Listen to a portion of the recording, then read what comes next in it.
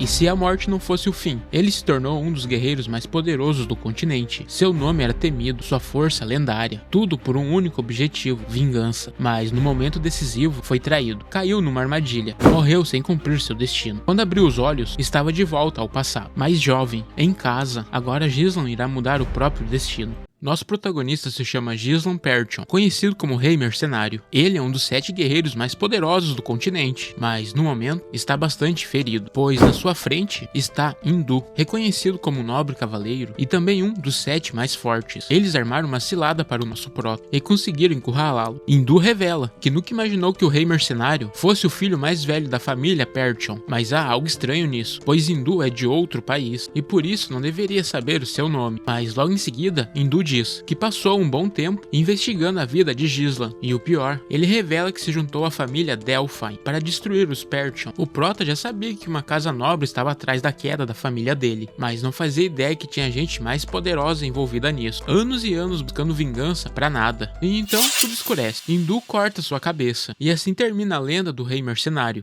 Isso é o que ele pensou. Ao abrir os olhos, ainda sente uma sensação estranha no pescoço, mas sua cabeça está no lugar. Ele corre até uma fonte de água e leva um susto. O rosto dele completamente diferente, mais novo. Na hora acha que é alguma ilusão, um feitiço, sei lá. Mas aí alguém entra na tenda dele. Antes que digam qualquer coisa, o prota aparece atrás e manda a real. Responde as minhas perguntas e eu deixo viver. Ou talvez não. Só que ao invés de ficar com medo, o soldado apenas diz: não acha que isso é ultrapassar os limites? Era só falar não. Confuso, Gislan pergunta do que ele está falando. O sujeito diz que antes ele fez birra como se fosse uma criança, só porque não deixaram ele comandar as tropas. Só que isso deixou o prota ainda mais confuso. Sem tempo para explicações, o cara pega as bolsas do chão e manda ele se aprontar. Vamos para a propriedade dos Perchon. Gislan diz que isso está em ruínas, mas quando sai da tenda, vê que a mansão ainda está inteira. É aí que cai a ficha. O rosto mais jovem, as roupas tão novas. Ele realmente voltou no tempo. Só para ter certeza, ele puxa a própria bochecha. Estou sonhando? Naquela época ele era cheio de complexos. Vivia fazendo escândalo só para chamar a atenção. Isso afastou muita gente. E no fim, ele acabou fugindo. Foi aí que virou mercenário. Venceu várias batalhas, ficou famoso em todo o continente. E quando finalmente voltou para tentar consertar tudo, sua família já havia caído. Tinha perdido tudo que amava, mas agora tudo está ali, de novo, intacto. A vontade de gritar era de felicidade, só que não dá tempo para comemorar. Ele se lembrou do que está prestes a acontecer. O grupo dele vai caçar 3 orcs, mas ele já sabe que na verdade vai aparecer mais de 20. Naquela época quase todos os soldados morreram, mas agora ele tem a experiência de um verdadeiro veterano. Para ele seria fácil. Os orcs nem sabem lutar em formação. O problema é que os outros soldados não confiam nele. É aí que tudo começa. Uma torre voa pelos ares. Os orcs aparecem do nada, atacando de surpresa. No meio da confusão, alguém grita: entrem em formação. O comandante Skovan gritava tentando organizar as tropas, mas era inútil. Os orcs estavam passando por cima de todo mundo, e nesse momento todos se veem em apuros. No entanto, essa distração acaba custando caro, pois um orc surge atrás dele, preparado para atacar. Mas antes que fosse tarde demais, o prota apareceu. Empurra o comandante com tudo, e com um golpe preciso, ele corta a perna e o braço do orc, de uma só vez, assim eliminando o primeiro orc. Os soldados ficaram em choque. Ninguém esperava aquilo, mas o prota estava frustrado. Ele sabia que poderia ter feito mais. Se pudesse usar mana, tudo seria mais fácil. Em seguida, ele se vira para Skovan e manda a real: me dê o comando, agora.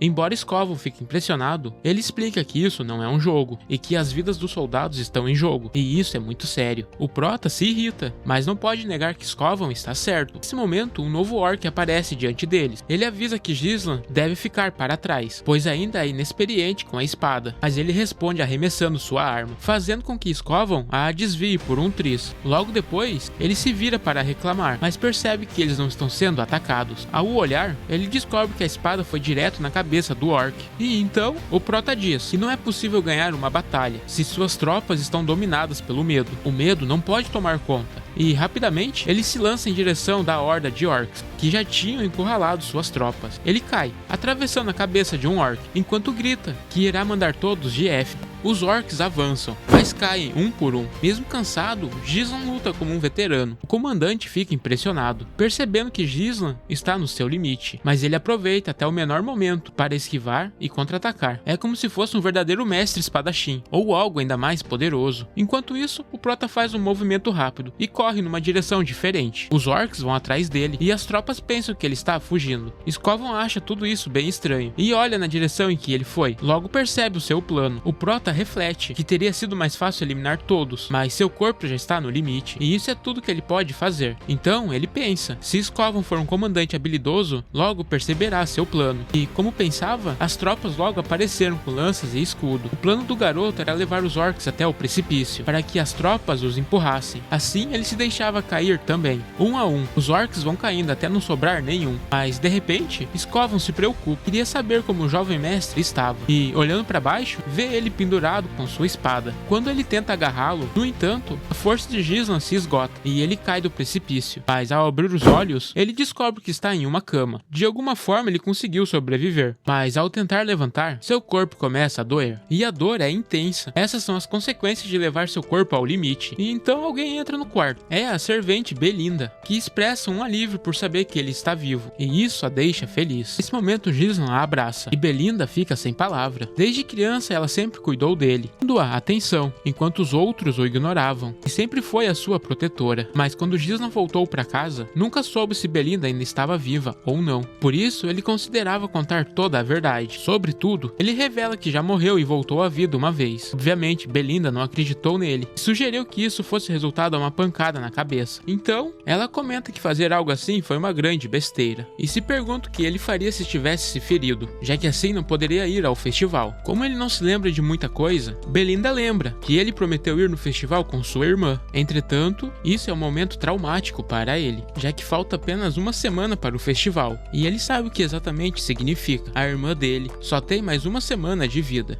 De repente, a porta se abre. Sua irmã entra, viva. Sem pensar duas vezes, o prota corre e abraça ela com força. Diz que sentiu sua falta, mas ela, brava, o empurra com força, dizendo que ainda está irritada com ele. Confuso, ele pergunta o motivo, e ela o lembra que há alguns dias ele disse que não aguentava ficar perto dela, e ele pede desculpa por isso. Mas isso surpreende as duas. Gislan pedindo desculpa? Isso nunca aconteceu antes, e Belinda até brinca que provavelmente esse comportamento se deve ao fato do orc ter acertado sua cabeça. Nesse momento, a dor em seu corpo se intensifica e ele cai de joelhos, mas as duas não se preocupam e caem na risada. E ele sorri junto. Embora isso seja agradável para ele, na sua vida passada ele foi um idiota. No dia do festival, sua irmã implorou para ele ir junto com ela, mas ele estava tão frustrado com o ataque dos orcs que a ignorou. Aquela foi a última vez que a viu viva. Horas depois, encontraram o corpo dela em pedaços, e vemos que ele se culpa por isso. De repente, a porta se abre, e entram dois homens. Eles são guardas pessoais de sua irmã, que dizem que a estão procurando, já que ela é encarregada de organizar o festival. O prota pergunta por que ela está fazendo tudo isso sozinha. Belinda responde na hora. A família está com recursos escassos, e ele é o único da casa que não faz nada.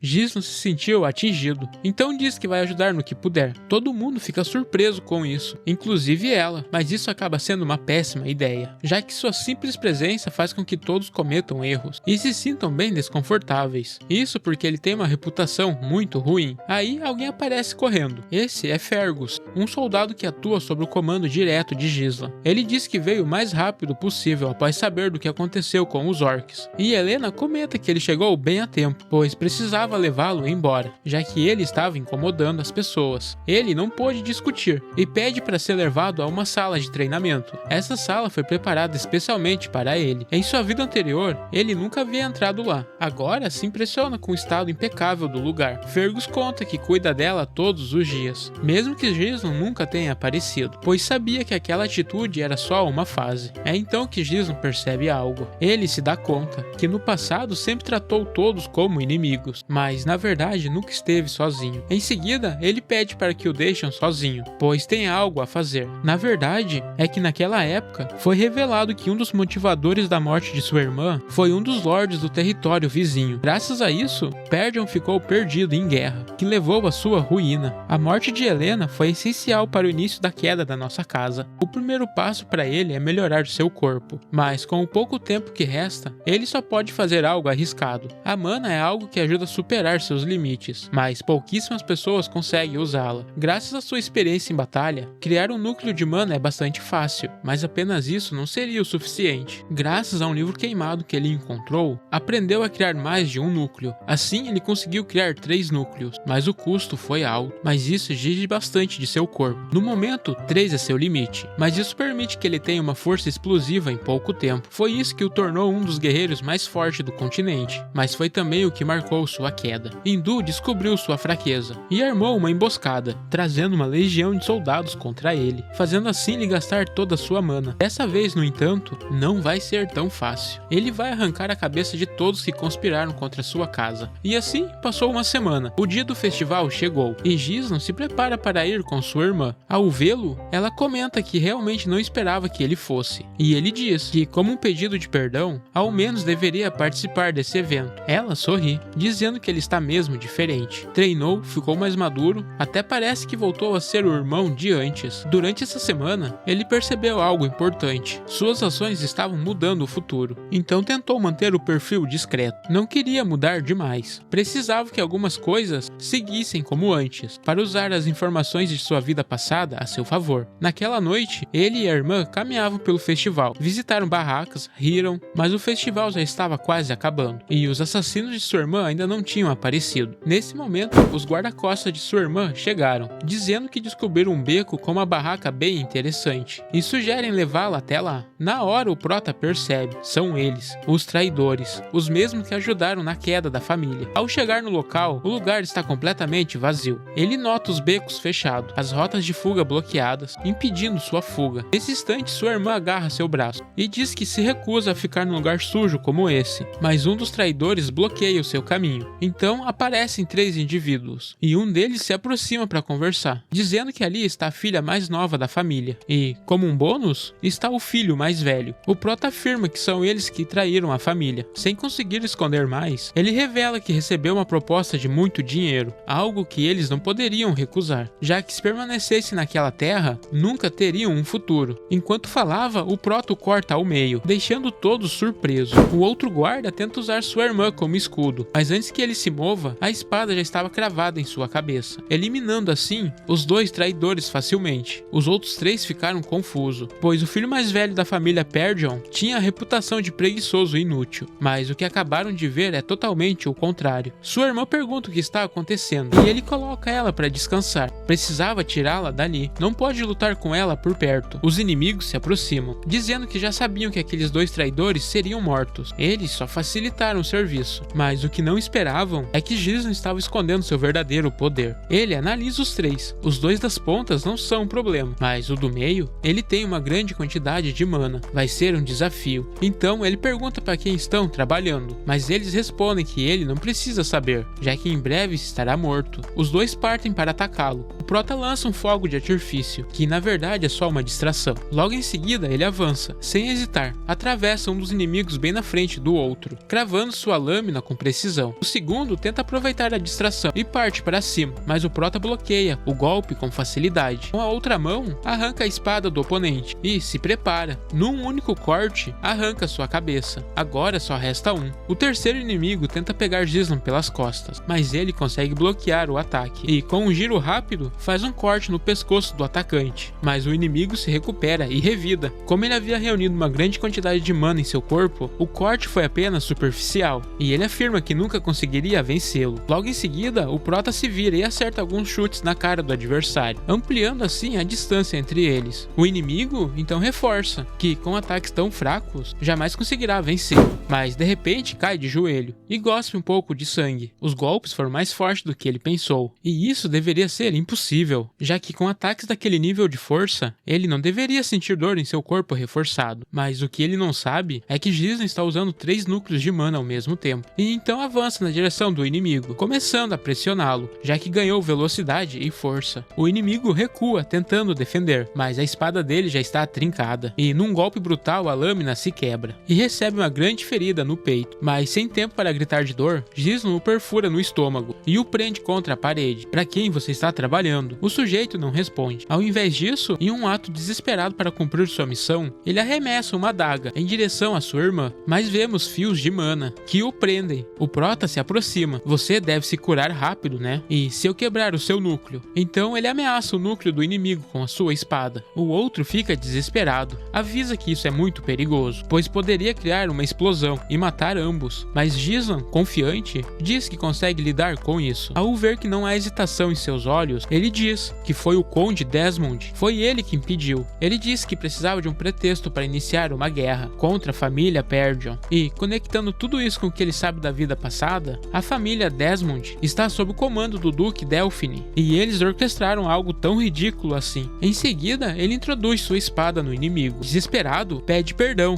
mas alguém que tentou matar sua irmã não merece isso. Então, ele perfura completamente o núcleo do inimigo, criando uma grande explosão, como se fossem fogos de artifício, e deixando um mar de sangue. Mas isso ainda não acabou. Na sua vida passada, eles encontraram outros corpos além da Helena. De acordo com sua memória, era o filho do Conde Degred. Parece que ele foi morto junto de sua escolta, e eles usariam isso para fazer parecer que foram eles que mataram sua irmã. Com isso, a guerra seria inevitável. Ele decide queimar tudo, assim eliminando qualquer evidência. Após isso, levanta sua irmã e sai do local, sem saber que alguém estava observando. Esse era o responsável por garantir que a missão fosse cumprida, mas ao perceber que falharam, envia o relatório aos seus superiores. Mas ninguém acreditou, pois Gislan é considerado um inútil. Para os nobres, isso só era uma desculpa por terem falhado, mas ele insiste que o nosso prota era completamente diferente das informações e boatos que tínhamos sobre ele, e assim consegue mais uma chance. Após o atentado, o festival foi cancelado. Muitos na cidade duvidam que tenha sido Gislan que salvou sua irmã, mas ele nem liga. Na hora da refeição, lhe servem apenas uma fatia de torta. Ele questiona por que está recebendo primeiro o doce, ao invés do prato principal. Belinda responde que a situação econômica da casa está péssima, e para aumentar ainda mais os problemas, os comerciantes estão muito irritados, pois cancelaram o festival em apenas um dia, e isso era a maior fonte de renda de toda a cidade. E seguindo com os problemas, o prota não tem dinheiro para conseguir acalmá-los. Enquanto ele pensava em como resolver a situação, um criado aparece dizendo que alguém o está procurando. Ao chegar num pequeno bar, ele vê alguém agredindo o comandante Skovan. Era Kaine, o herdeiro da família Longas, e seu primo. Embora não tenha uma boa relação, pois sempre tratou o prota como um subordinado, e o fazia gastar todo o seu dinheiro. Mas existe algo que o prota não sabe. Kaine foi procurado pelo mesmo homem que planejou matar sua irmã. Ele recebeu uma oferta. Se matasse Gislan, o Duque de Delphine apoiaria a casa de Longas e romperia a aliança com os Perdyon. Agora, voltando ao presente, Kaine menciona que agrediu Skovan por causa de questionamentos sobre alguns rumores que circulavam sobre Gislan, e a situação estava prestes a complicar ainda mais. Skovan tinha falado sobre como ele matou os orcs, como matou os dois cavaleiros para proteger a sua irmã, mas Kaine não acredita em nada, e foi por isso que partiu para cima de Skovan. Para tentar animar a situação, sugere trazer mulheres e vinho. Antes o prota aceitava isso calado, mas agora ele tá diferente. E mais importante, tá sem dinheiro. Mas de repente surge uma ideia, uma que pode ajudar a recuperar. Ele concorda que é preciso animar as coisas, mas avisou que antes ele precisa pagar uma dívida, e que se contentaria com 100.000 moedas de ouro, incluindo os juros. Kaine comenta que Gislan fazia isso como forma de agradecimento por ele ser seu amigo, mas Prota insiste que ele deve devolver o dinheiro, se não quiser apanhar. Imediatamente Kaine diz que isso é uma piada, e se levanta para dar 2 golpes. O Prota desvia facilmente, mas acerta um golpe direto no estômago de Kaine. Tenta outro no rosto, mas Kaine bloqueia, e cai no chão, gritando como se tivesse sentido o golpe. Mas isso tudo é uma farsa. Ele só precisava encenar uma cena na frente das pessoas. Seu plano era criar uma situação que o levasse em um duelo, onde sua morte pudesse parecer um acidente. No entanto, o Prota percebe o seu objetivo e o desafia, alegando que ele feriu um de seus soldados. Além disso, ele manchou o nome da família e causou um escândalo sem fundamento. O Prota então manda um dos soldados chamar todos os mercadores. Ele tem um plano para que todo mundo saia daqui ganhando dinheiro. Logo, a arena de duelos enche de comerciantes, nobres e apostadores. A maioria aposta em Kaine, é claro. Afinal, ninguém acredita que Gizon mudou. Mas aí chega Skovan com uma bolsa enorme de moedas e em seguida sua irmã com uma bolsa ainda maior. Os dois apostando no nosso Prota. Tudo pronto para o duelo. Gizon caminha até o centro e declara, como era o mais velho, deixaria ele dar o primeiro golpe. Então, o gigantesco Kaine se lança com uma força impressionante. O Prota consegue bloquear o ataque, mas mesmo assim, devido ao tamanho de Kaine, ele era extremamente rápido. Imediatamente contra-ataca. Prota conseguiu esquivar, mais uma vez. Então se posiciona logo abaixo de Kaine, mas ele simplesmente dá uma bicuda. O Prota esquiva novamente e vê a arena se rachar. Esse é o estilo de luta de Kaine, força e intimidação. Pressiona o inimigo até ele se esgotar e vence por cansaço. Começa outras séries de golpes, mas Gizon desvia de todos. Kaine finalmente acerta um e o arremessa pelos ares. A plateia vai à loucura, acham que já acabou, mas o Prota gira no ar, cai em pé e usa o impulso para avançar como um raio. Quando ia acertar, erra de propósito. Ele apenas queria mostrar a diferença entre eles, e então afirma que a esgrima dele é muito decepcionante. Kaine acreditava que a força era tudo que precisava para vencer um duelo, mas o Prota estava lá para abrir os seus olhos. Kaine então parte para cima dele, mas o Prota consegue bloquear o ataque e dar algumas voltas impressionantes. Ambos pareciam estar sem ferimentos, mas Kaine tenta um golpe, desferindo uma estocada. Contudo, o Prota acaba caindo em cima da espada e acaba deixando um corte em seu pescoço. Nesse instante, feridas começam a aparecer em todo o corpo de Kaine, mostrando que o Prota poderia derrotá-lo a qualquer momento. A arena fica em silêncio. Todos estão chocados, mas Gizon arremessa sua espada e declara que seu nível com a lâmina é alto demais. Seria injusto continuar com ela, que agora iria lutar só com os punhos.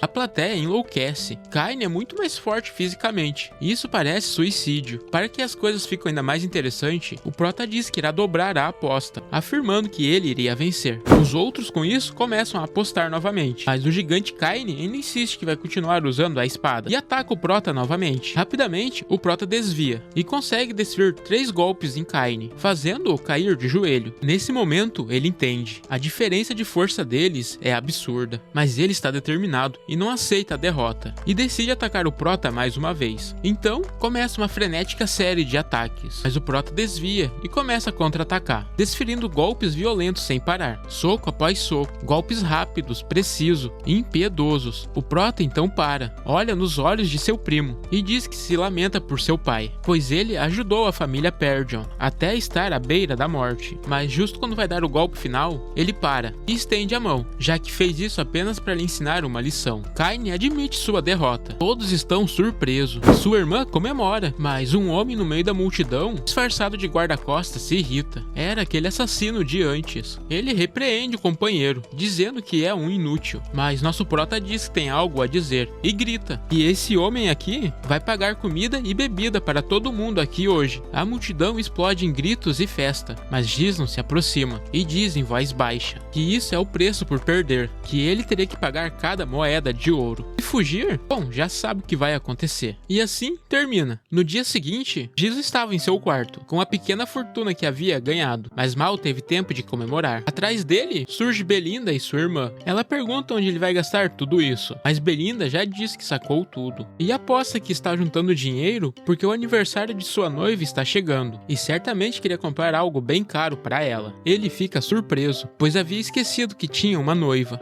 Belinda e sua irmã ainda o provocam, dizendo que estão falando da Amélia do condado de Highfoot. O clima muda na hora. O Prota se irrita só de ouvir aquele nome. Amélia é considerada uma nobre perfeita, mas ele sabe a verdade. Na vida passada ela liderou uma rebelião, ficou conhecida como a Bruxa do Norte e se aliou à família Delphine, traindo os Perdyon e sendo uma das responsáveis pela queda da família. De repente, uma ideia passa pela mente do Prota, que pergunta quanto tempo falta para o seu pai retornar para casa. Melinda responde que ele deve voltar em 7 dias, e isso é tempo mais que suficiente para o Prota fazer uma visita para sua noiva e conseguir um pouco de dinheiro. Amélia é famosa em seu território. Dizem que ela tira o próprio sapato para dar a uma criança, que abriga os pobres e alimenta os famintos. Mas a verdade é um pouco diferente. Seu pai sempre exigiu lealdade de todos seus súditos, mas Amélia prefere sujar as mãos para conquistar sua população. Dessa forma, ela garante o apoio de todos, e ninguém ousa contestar que ela é digna de herdar a casa. Enquanto descansa, Amélia recebe a notícia. O jovem Gislan veio visitá-la e disse que queria discutir sobre a guilda de mercadores. Ela em segredo criou a própria guilda, chamando de Arcton. Com ele, compra todos os materiais que seu pai envia para reconstruir a base na Floresta das Feras. Ao invés de ir para a casa dos Perdyon, os recursos vão direto para o bolso dela. E ainda contrata por baixo custo soldados que abandonam os Perdyon. Quando finalmente encontra com Gislan, ela o critica, dizendo que é desrespeitoso vir sem avisar. Mas nosso Prota informa que em poucos dias será seu aniversário e só passou para entregar um presente à sua noiva. Eram flores que ele havia comprado em uma guilda de mercadores chamada Arcton, e ao perceber para onde a conversa vai, ela diz para ele ir embora, pois já havia recebido o presente. Mas o Prota manda que ela fique, o que a deixa paralisada, pois sente uma pressão estranha. O mais curioso é que antes ele nem conseguia olhar nos olhos de uma mulher e que mal conseguia falar diretamente, mas agora o nosso Prota é direto e pede 10.000 moedas de ouro. Ela debocha, dizendo que aparece do nada e ainda pede dinheiro, sugerindo que talvez devesse cancelar o casamento. No entanto, ele afirma que sabe que ela nunca teve a intenção de manter essa união, mas também tem consciência de que está acumulando poder para estar pronta para quando chegar a hora da batalha pela sucessão, e que se alguém descobrir isso, sua cabeça iria rolar. Ela o encara com frieza, pois falar essas coisas por aqui é perigoso. Ele diz para não se preocupar e que iria manter em segredo, mas claro, queria algo em troca. Ela diz que isso não vai acontecer e chama seu guarda-costa, Bernald. Na vida passada, ele era conhecido como a Espada do Norte, um monstro no combate. Gislan afirma, se ele morrer, haverá uma guerra, mas ela já tem tudo planejado. A história que será contada é que um bandido veio de outra terra, roubou a população e foi morto por um cavaleiro de escolta. Com isso, ela dá ordem para que ele seja eliminado. Ambos se encaram, mas o primeiro movimento vem por trás, e dentro da armadura sai um assassino, tentando acertar o Prota, só que ele já esperava por isso. Desvia no último instante e lança o inimigo pra longe. Em seguida avança contra Bernald e grita, parece que essa casa esqueceu o que é cavaleirismo, e Bernald responde, mas foi você que chegou sem avisar. Ele ainda reclama que está incomodando uma dama em seu próprio lar. Eles cruzam espadas. Bernald tenta apunhalar, mas o Prota usa o braço do oponente como apoio, gira pra cima e acerta uma bicuda nele. Ao cair, o Prota acerta outro chute direto no peito, forçando uma distância. Então ele percebe que tais movimentos só podem vir de alguém muito experiente. Amélia, por sua vez, está muito irritada por ele ainda estar vivo e ordena que tragam sua cabeça. Bernald se prepara e manda o Prota vir pra cima. Ele olha para Bernald e afirma que um simples cavaleiro de escolta não pode dar ordens, o que o deixa irritado. E ele avança primeiro, fazendo um pequeno corte em sua bochecha, o que o surpreende, mas isso é só o começo. Bernald avança e Gislan bloqueia golpe após golpe, mesmo com a pressão crescendo. Mais uma estocada, Gislan desvia e tenta contra-atacar, mas dessa vez ele prende a espada entre os braços, o mesmo movimento do começo, mas de novo o Prota usa isso a seu favor, impulsiona o corpo e tenta atingi-lo como antes, mas dessa vez não funciona. Com o mesmo braço, Bernald o arremessa contra o chão, fazendo o chão tremer, e em seguida tenta finalizar com mais um golpe brutal. Gislan desvia com a perna e dá um salto para trás, se afastando, mas agora está desarmado. Enquanto isso, Bernald arremessa sua espada para trás, como se não precisasse mais dela, e então diz que a fama do Prota de ser um inútil era apenas mentira, e que aqueles movimentos só são aprendidos por quem tem bagagem em batalha, e ressalta que esse estilo pode funcionar contra um bárbaro, mas não contra ele. O Prota sabe que a luta vai ser complicada. Bernald tem um estilo traiçoeiro, foca em golpes direto na cabeça, forçando o inimigo a tentar encurtar a distância. Só que no corpo a corpo, com aquele tamanho e força, Bernald leva vantagem. Apesar disso, derrotá-lo não é impossível, e revela um fio de mana, conectando ele com a espada. Ao o puxar, a espada acerta a nuca de Bernald, e o Prota, com um movimento rápido, dá uma joelhada olhada em seu rosto. O impacto foi direto e ele cai de joelhos, mas Gislan não para. Tenta um corte rápido. O oponente, mesmo atordoado, bloqueia no último segundo. A batalha parece que está longe de acabar. Eles mantêm distância. Bernard pede para Amélia procurar um abrigo, já que não poderia garantir sua segurança, porque a partir de agora ele ia com tudo. Isso deixa o Prota animado, pois desde que voltou no tempo, não havia encontrado um adversário tão empolgante. Bernard liberou uma quantidade absurda de mana. O ar ficou pesado na hora, e no meio dessa pressão, ele então diz que suas palavras soam mais como de um mercenário do que o de um nobre. Por outro lado, Gislan responde, afirmando que ele é de fato um nobre, e que um simples cavaleiro de escolta não deveria falar assim. Por um momento, isso deixa sem palavras, mas a raiva rapidamente toma conta dele. Logo em seguida, avançou. Suas estocadas ficaram ainda mais rápidas, forçando Gislan a recuar. Esse cara está avançando como se não houvesse amanhã. Mesmo tentando contra-atacar, Bernard desviava a lâmina com precisão, e usando o impulso do próprio ataque, colocava o Prota em posição cada vez mais vulnerável. E foi assim que conseguiu acertar mais um golpe. Esse poderia ter sido fatal, mas Gislan usa seu próprio ombro para bloquear o ataque, e então volta a atacar, mas Bernard desvia sua espada novamente. Com um poderoso chute, o joga para longe. Ainda assim, o Prota pensa que isso tudo é bem divertido. O jeito bruto e agressivo de Bernard dominava completamente a luta, e com a quantidade de mana que ele tinha, parecia quase impossível de vencer. Mas claro, o Prota se referia à mana desse exato momento. Tinha algo que ele não reparou, que seria a técnica única de cultivo de mana, e assim ativando seu terceiro núcleo. Ele aumenta sua força e velocidade, sendo capaz de desarmar o oponente com um único movimento. Quando estava prestes a desferir o golpe final,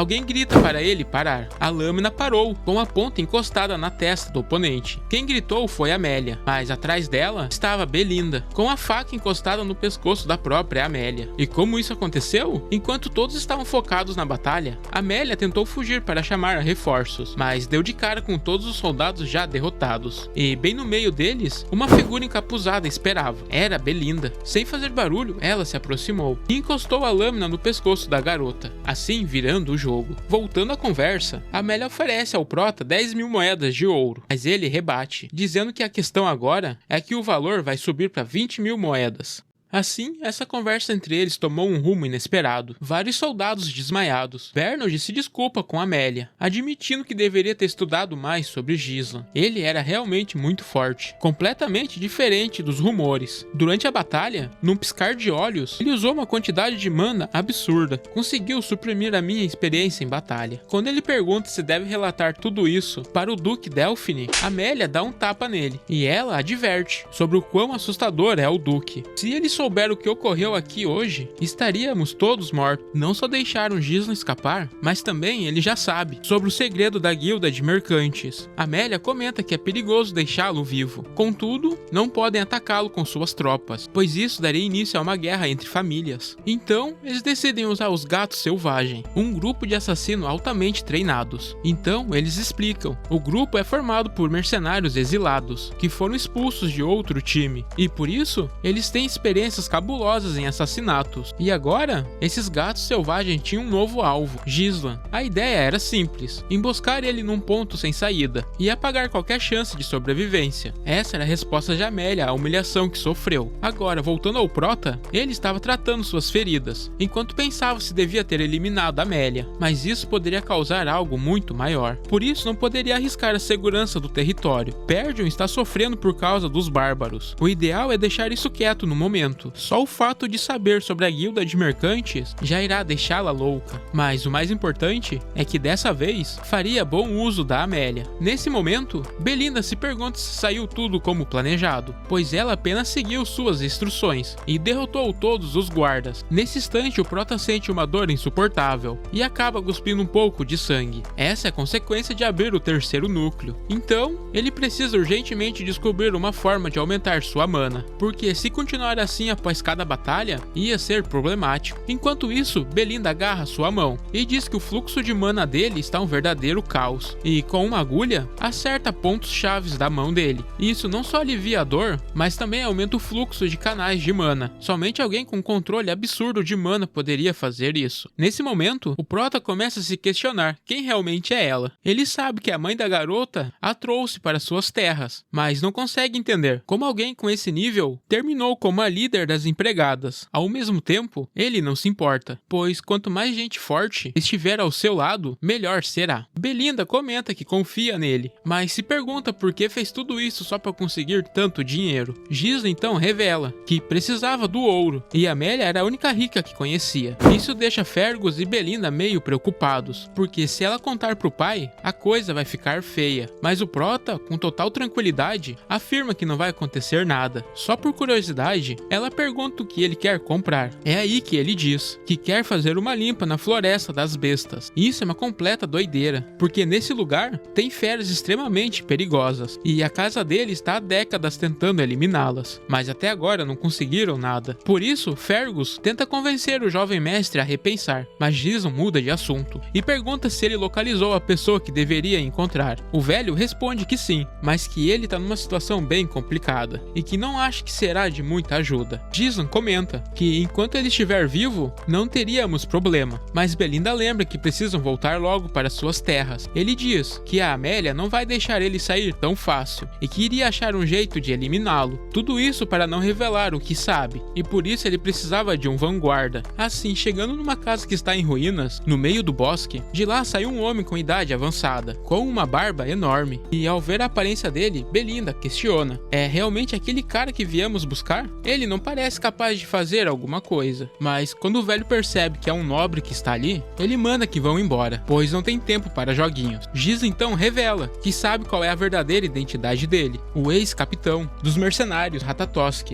Gillion, um grupo que era bastante peculiar. Os Ratatosks eram um grupo lendário de mercenários. Só entrava gente que dominava quase todas as armas de combate. E Gillion era o capitão daquilo tudo. Mesmo que o grupo não existisse mais, sua fama ecoava por todo o continente. Ao perceber que já sabem do seu passado, lança um machado que passa pertinho da cabeça do prota. Os outros, agora atentos, entram em posição de combate, pois aquele velho tinha mudado sua aura completamente. Ele não era um homem comum, parecia um monstro adormecido, mas Gislan tenta acalmá-lo, dizendo que sabe como curar a doença da filha dele. Ele explica que a menina sofre por uma punição eterna, uma doença que não tem cura. Os que possuem têm febre alta, manchas avermelhadas por todo o corpo e vomitam sangue. Mas o pior de tudo é o sofrimento que encaram até o último dia. Justo naquele momento, a filha de Gillion grita de dor, e a figura imponente do homem se transforma num pai desesperado. O prota já tinha visto essa cena antes. Na sua vida passada, ele tentou recrutá-lo, mas chegou tarde.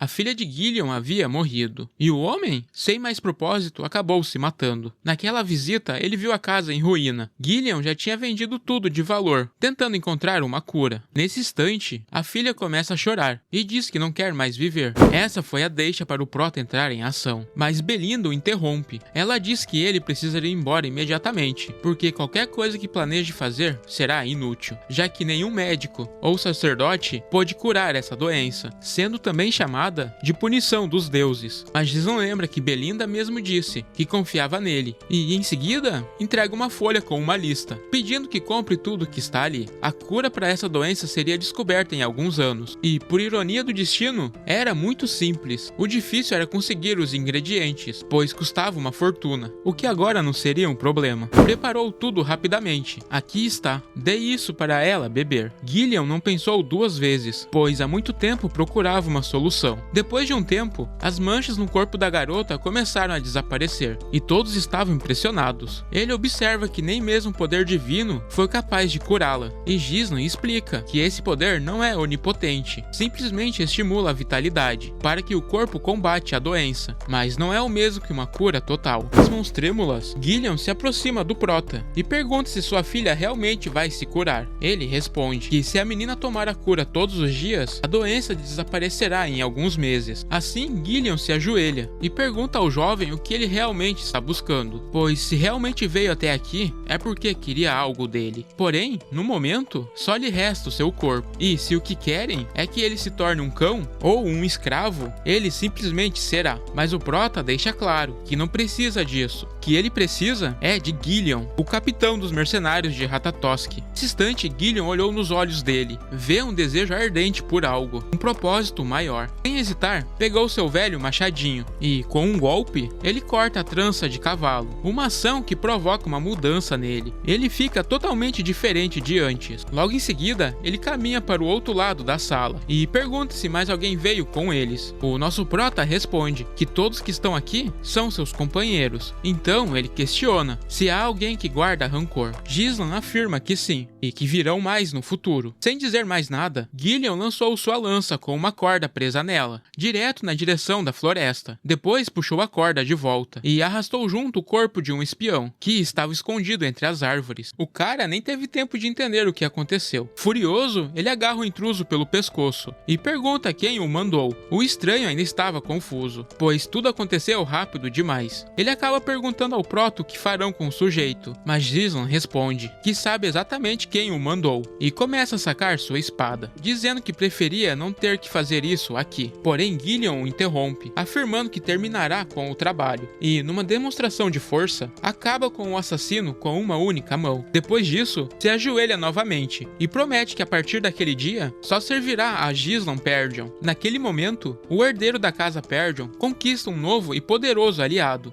Após essa cena intensa, eles partem em direção às terras de Perdyon, mas precisaram arrumar duas carruagens, uma para levar a filha de Gillian e outra para transportar suas armas. Durante a viagem, Belinda avisa que a Amélia já armou um plano e enviou um grupo perigoso à sua caça. Ela alerta que esse grupo é especializado em assassinato, tráfico de drogas e pessoas, por isso deveriam ter cuidado. O prota, curioso, pergunta como que ela sabe disso, se nunca saiu do castelo. Ela tenta disfarçar, falando que tinha ouvido muitas coisas antes de trabalhar ali. Para acalmá-la, ele assegura que agora temos o Gillian ao nosso lado e que não temos nada a temer. Mal terminou de falar, o chão começa a tremer e surge dois assassinos do chão, partindo para cima de Gillian. Eles sacam um machado e uma espada, e assim bloqueando os ataques, e em sequência rápida, desarma os oponentes. Com apenas 2 golpes certeiros, ele finaliza a dupla, mas essa era apenas uma distração, pois de cima, uma gigantesca rocha desce em sua direção. O velho reagiu na hora, puxou as rédeas com força e os cavalos pararam a tempo. A poucos metros, a estrada estava bloqueada. Do outro lado, mais assassinos surgiram da floresta. Estavam cercados. Um deles ousa falar diretamente com Gillian, chamando-o de covarde por ter dissolvido seu grupo só por causa de sua filha. Ele era um antigo membro dos Ratatosk. Gillian pergunta quem é, mas isso só o faz ficar ainda mais irritado. E ele responde que Gillian está tão velho que não lembra de seu antigo companheiro. Percebendo que o velhote não reage, eles ordenam que ele seja morto. O prota pergunta se precisa de ajuda, mas Gillian afirma que pode lidar com isso sozinho. Além disso, parece que há assuntos pessoais entre ele e os assassinos. Os 4 assassinos avançam, mas num movimento só, eles partem ao meio. Contudo, isso era só o início. A luta acabava de começar e os outros adversários se aproximavam, mas um a um, nosso velho os derrotava. Ele agiu rápido, não dando a chance de tocarem nele. Por isso, a ordem de dispersão foi dada. Nesse momento, Gillian subiu em seu cavalo e começou a girar seu machado para ganhar impulso. Ele se aproxima rapidamente. Com um poderoso golpe, ele abate 3 inimigos de uma só vez. Os que sobreviveram tentam cercá-lo, achando que seria a melhor estratégia, mas foi um erro no final, pois Gillian rodopiou o machado novamente, eliminando a maioria. Porém, o líder inimigo já estava posicionado para atacar, mas o velho conseguiu bloquear. Mas o líder sacou 3 adagas e atacou o cavalo, fazendo com que Gillian descesse. No instante seguinte, ele atacou novamente. Gillian bloqueou o ataque e contra-atacou com o escudo. A força do ataque o fez recuar. Gillian então afirmou que não era mais o capitão dos mercenários Ratatosk,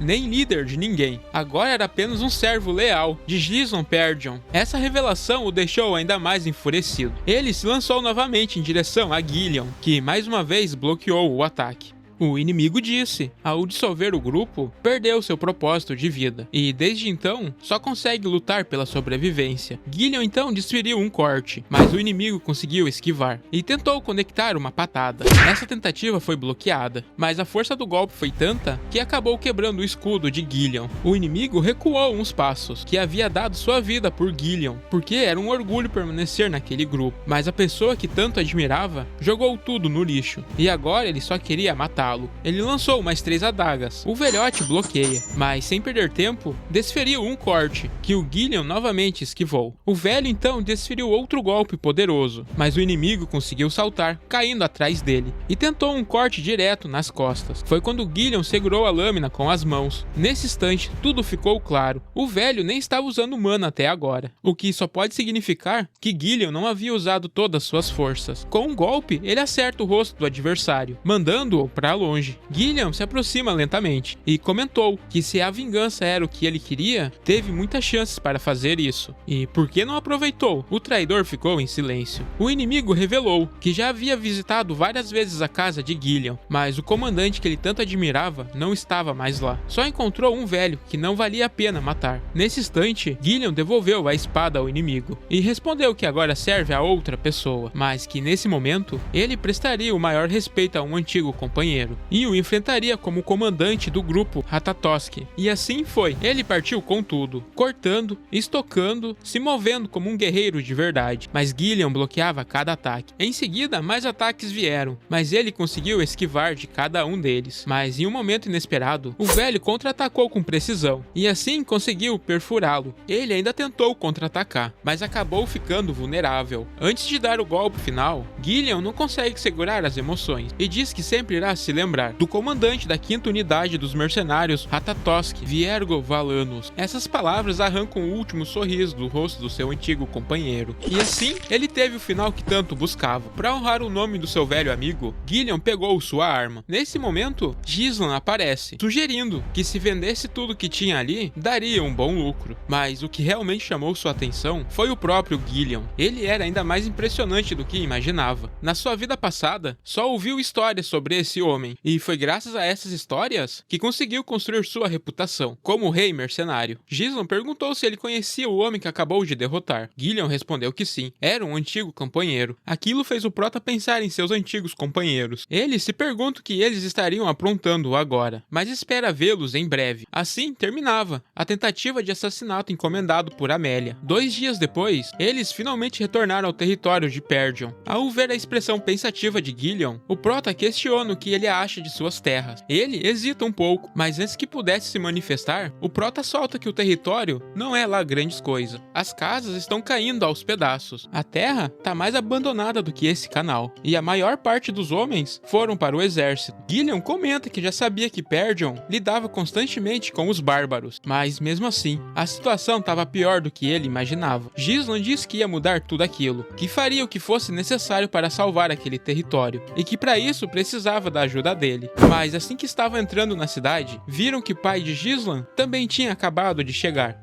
Como herdeiro da família, Gislan foi chamado para uma reunião com as pessoas mais importantes do território. Lá, ele fica sabendo que os Highfoot já haviam interrompido o envio de recurso e estão guardando comida e tropas, como se algo grandioso estivesse por vir. Na sua vida passada, o prota nunca foi fã de seu pai. Achava que ele era frio e rigoroso demais, mas agora vê ele com outros olhos. Ele percebe a fadiga e o peso que o velho carrega em seus ombros. Aí ele comenta que soube que o prota foi ao território dos Highfoot. Gislan, na maior tranquilidade, diz que só foi visitar a Amélia, mas o pai pergunta se ele não causou problemas por lá. Nosso prota diz que foi tudo na paz. Aí Albert, que cuida das finanças da família, menciona que soube que ele fez uma grana depois de um duelo contra Kaine. Ele pensa que esse dinheiro seria gastado com as do Job, mas Gislan diz que não. Perguntou se ele ia usar tudo de novo para apostar, mas Gislan negou, dizendo que precisava tratar de assuntos com sua noiva. Então, O outro conselheiro disse que ele precisava manter as aparências, afinal, era o próximo líder da família. Ainda por cima, seu pai comenta que sabe que ele matou os guardas que estavam tentando vender sua irmã.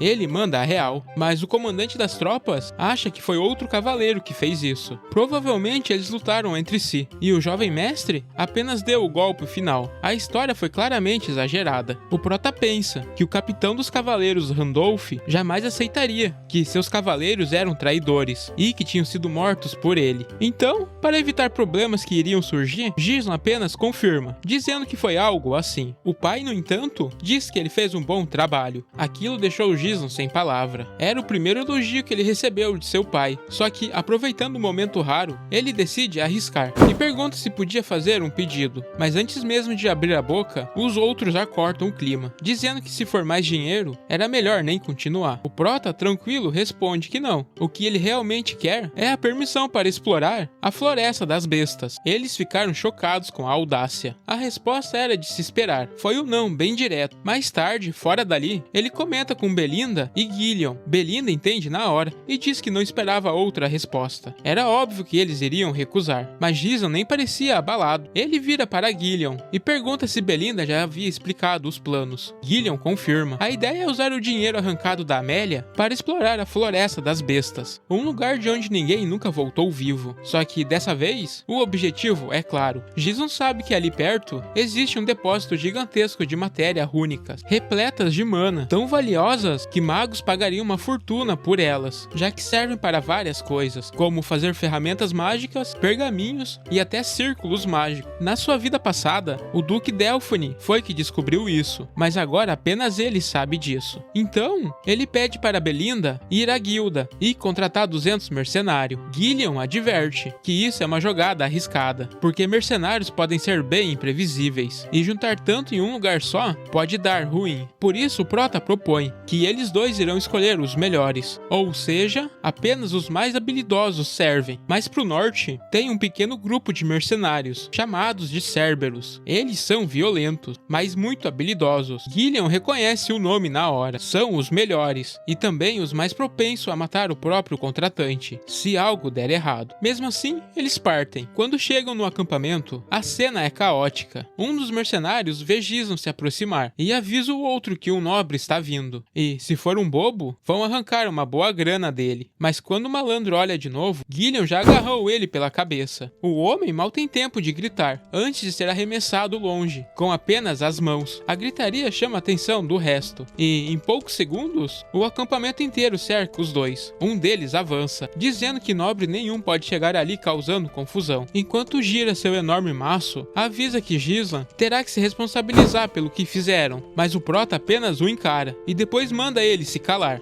E que me traga o seu capitão. Sem perder a calma, ele começa a girar o seu maço, dizendo ao prota que ele deve assumir a responsabilidade pelo que aconteceu. E então ele atira, mas antes do ataque o atingir, Gillion bloqueia com a espada, parando o golpe na hora. Isso deixa todo mundo chocado, e percebendo que palavras não vão funcionar aqui, o prota dá a ordem para Gillion, que deve dar uma surra nos caras. Assim, ele puxa a corrente que estava presa em sua espada. O outro não teve chance contra a força brutal de Gillion, que acabou tomando um golpe da própria arma. Mais 3 vieram logo atrás, mas Gillion agarrou um pelo braço, girou no ar para ganhar impulso e lançou o coitado em cima dos outros. Outro grupo até tentou se aproximar, mas bastou um olhar do velho para eles travarem de medo. Foi aí que o prota, já sem paciência, desceu de seu cavalo e solta um questionamento. Quanto tempo mais vamos ter que esperar? Vai logo e chame o seu capitão. Logo aparece um sujeito, Kaor, o comandante dos mercenários de Cerberus, que pergunta o que está acontecendo. Gizon responde que era óbvio, estão ali para um trabalho, mas ele retruca, dizendo que tipo de cliente faz isso com seus subordinados, mas o prota responde que considere isso como uma saudação. No entanto, eles avisam que se fizer esse tipo de saudação de novo, vai acabar em guerra. Agora é hora de falar de negócios. Carr pergunta qual é o trabalho, e Gizon responde que quer contratá-los para explorar a famosa Floresta das Bestas. Obviamente todos ficaram surpresos, porque a fama desse lugar é de ser super perigoso. curioso. Carr pergunta o nome dele, para entender que tipo de doido quer se meter em uma missão assim. O prota revela sua identidade, porém a reação geral é apenas de risada, porque todos conhecem bem a sua reputação. Carr logo diz que a conversa já terminou, e que não há mais nada para discutir, mas Gislan o provoca, se ele não está com medo. Disseram que esse grupo de mercenários eram muito habilidosos, mas parece que isso era só um rumor. Carr fica sério, e explica que mercenários não aceitam trabalho que não façam sentido, mas nosso prota diz a ele que apenas os fracos dão desculpa. Carr diz que está cansado disso, e que não adianta matar alguém como ele, então o deixarão ir. Mas Gislan solicita um reconhecimento de Moriana, e isso choca até Gillian, e Carr fica sério, perguntando se ele realmente sabe do que está falando. A razão disso é que o reconhecimento de Moriana é um evento tradicional entre os mercenários, mas está longe de ser inofensivo. Os dois oponentes ficam presos um no outro, por uma corda amarrada nos braços. Na outra mão, cada um segurava uma adaga. O círculo de combate era apertado, e mana é proibido, e se alguém pisasse para fora, perdia. Mas o mais comum era os dois saírem mortos. Gislan declara que o perdedor vai servir o outro como um cão, até o último dia de sua vida. Gillian fica impressionado com Gislan, porque aquilo foi um checkmate. Se Carr recusar, seria considerado um covarde, perdendo toda a honra e reputação. Carr, dando risada, aceita o desafio, achando que isso ia ser fácil. E assim, eles se preparam para o duelo. Carr dá um toque, dizendo que ele entrou nessa achando que sabia o que estava fazendo, mas que agora não poderia voltar atrás. Ele o puxa para mostrar a diferença de força entre os dois, contando que já fez isso 5 vezes, mas o prota replica, dizendo que já passou por isso mais de 100 vezes. E com isso, o duelo começa. Os dois partiram para cima com uma estocada rápida, que foi desviada por ambos, mas isso é só o começo. A luta vai ser insana. O prota tá esquivando dos ataques, enquanto parte para cima com mais um golpe, mas Carr o puxa pelo braço, desequilibrando ele com facilidade. Tentou uma estocada por trás, mas Gislan bloqueou a tempo. Ele se vira rápido e tenta uma nova estocada, mas Carr já não estava mais ali. Veio com uma voadora logo em seguida, que o prota conseguiu bloquear de novo, mas sem usar mana, pancada na perna doeu de verdade. E Carr não perde tempo e diz que ele tá mandando bem para um nobre, mas dizer que fez isso mais de 100 vezes, bom, se for pra mentir, pelo menos tenta ser bom nisso. Novamente, ele parte pra cima. Os outros começam a apoiar Carr, pedindo para ele colocar o nobre em seu devido lugar, mas Gillian lança um olhar mortal, que silencia todo mundo. Ele tá pensando que essa luta tá complicada, porque o espaço é pequeno, e sem mana ele tá em desvantagem total. Se a situação piorar, alguém vai ter que dar um jeito. Carr o levantou à força, mas Gislan ainda consegue cair em pé. O problema era a perna. Tava sentindo que não iria durar muito. Cada bloqueio doía mais. Carr simplesmente ri, perguntando se ainda dá pra continuar. Enquanto continua uma série de ataque. Ele pensa, para um nobre, ele não é nada mal, mas já consegue ver que está chegando ao limite. E para fazê-lo sofrer ainda mais, ele continua a golpear a perna. Esse cara está determinado em ver o medo nos olhos do rival. Então ele acelera os movimentos dos ataques. O prota consegue esquivar de todos, mas Carr puxa seu braço para perto e tenta finalizar com uma joelhada. Gislan consegue bloquear com sua perna, intensificando assim a dor. Essa é a primeira vez que Gislan faz uma cara de dor, mas Carr decide pôr um fim nisso e está prestes a esfaqueá-lo. Gillian já está pronto para interferir, mas o prota sorri e consegue desviar do ataque. Se apoiou no próprio corpo de Carr e se moveu para o lado, abrindo um corte rápido e preciso. Todo mundo leva um susto, mas Carr já parte para cima de novo e, mais uma vez, o prota esquiva e, usando o impulso, contra-ataca, agora cortando o peito dele. A multidão não acreditava no que via. Carr ainda tentou reagir, mas Gislan desviava, acertou o ombro na cara com força e seguiu com uma sequência de golpes que deixou Carr atordoado. E, para completar,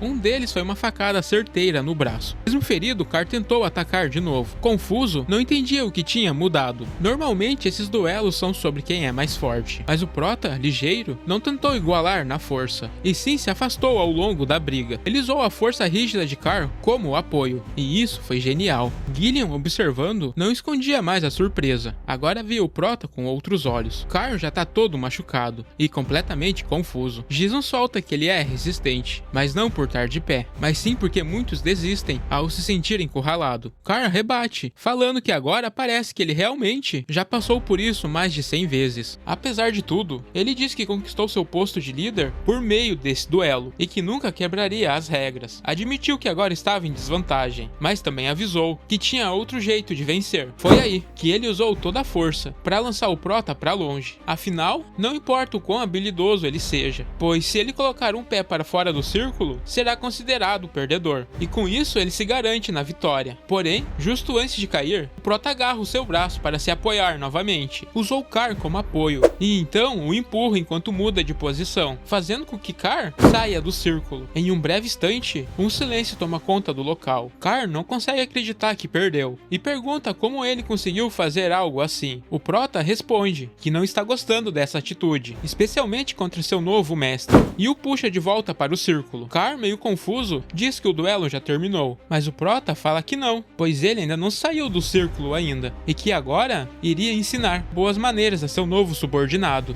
Sem perder tempo, acerta um soco tão forte que derruba Car no chão. Toda aquela confiança que ele tinha some na hora. Desesperado, Car tenta argumentar que já saiu do círculo e que pelas regras já tinha perdido. Mas Jason se agacha e diz que no campo de batalha não existe regras. Car xinga e pergunta que tipo de nobre ele é, mas Jason não responde. Só continua batendo nele. O resto do grupo assiste sem saber o que fazer, vendo aquela cena absurda. Car grita pedindo para parar, mas o Prota o levanta, dizendo que ainda está dentro do círculo. Agora, pela primeira vez, Car sente medo de verdade. Ele se vira desesperado e manda os outros atacarem, mas Gillian entra na frente deles e diz que vai matar qualquer um que interferir. A ameaça é tão séria que todos tremem de medo. Car percebe que está sem saída. O Prota o encara mais uma vez, e ele pergunta se podem continuar. Depois acerta mais um soco pesado. Car sempre achou que todos os nobres eram fracos, arrogantes, traidores e cheios de si, e que bastava uma ameaça para eles desabarem. Era assim que ele manipulava e roubava a todos. Por isso ganhou o apelido